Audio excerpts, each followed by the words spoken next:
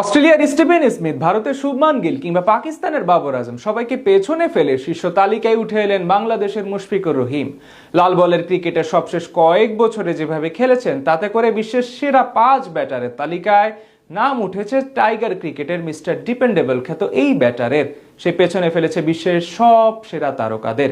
সিলেট টেস্টের রেকর্ডে ঠাসা শতক হাঁকানোর পর কোন বিশেষ তালিকায় বিশ্বের সেরা ব্যাটারের তকমাটা পেলেন মুশফিক, সেটাই জানবো এই প্রতিবেদনে।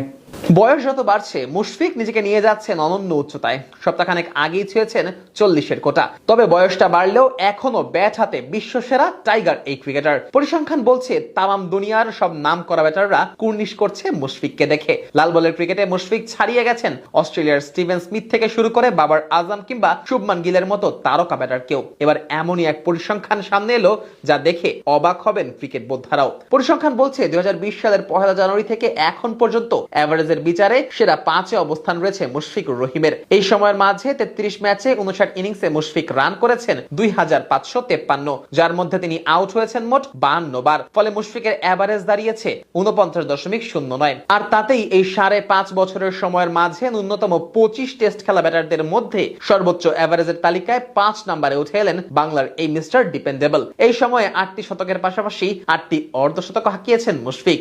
আর তাতেই স্মিথ, বাবর, গিলদের পেছনে ফেলেছেন টাইগার এই ক্রিকেটার। এদিকে এই তালিকার 1 নম্বরে আছেন কিউই তারকা কেন উইলিয়ামসন। 30 ম্যাচে 55 ইনিংসে ব্যাট করা এই ব্যাটার রান করেছেন 3082, ফলে তার এভারেজ গিয়ে দাঁড়িয়েছে 62.89। 2 নম্বরে আছেন ইংলিশ তারকা হ্যারি ব্রুক। 35 ম্যাচে 3178 রান করা ব্রুকের এ সময় এভারেজ ছিল 54.79। ব্রুকের পরেই অবস্থানটা আরেক ইংলিশ তারকা জো রুটের। মাত্র 5.5 বছরের এই সময়ে রুট ম্যাচ খেলেছেন মোট 74টি, যা বাকি সবার থেকেই বেশি। আর এই 74 ম্যাচে রুটের ব্যাটে রান এসেছে 6584, এভারেজ 54.41। সর্বোচ্চ 24টি শতকে এসেছে রুটের ব্যাটে। তালিকায় মুশফিকের উপরে আছেন ভারতীয় তারকা ইয়াশাস্বী জয়সওয়াল। 28 ম্যাচে 53 ইনিংস ব্যাট করা এই বাহাতি রান করেছেন 2511, আর তাতে করে এভারেজ দাঁড়িয়েছে 49.23, মুশফিকের থেকে যা কিনা সামান্য বেশি। মুশফিকের ক্যারিয়ারটা শুরু হয়েছিল 2005 সালে। এরপর থেকেই টাইগার মিডল অর্ডারের দায়িত্বরা সামলাচ্ছেন এই তারকা। দলের বিপদে ঢাল হয়ে দাঁড়ানো মুশফিক সিলেট টেস্টেও পেয়েছেন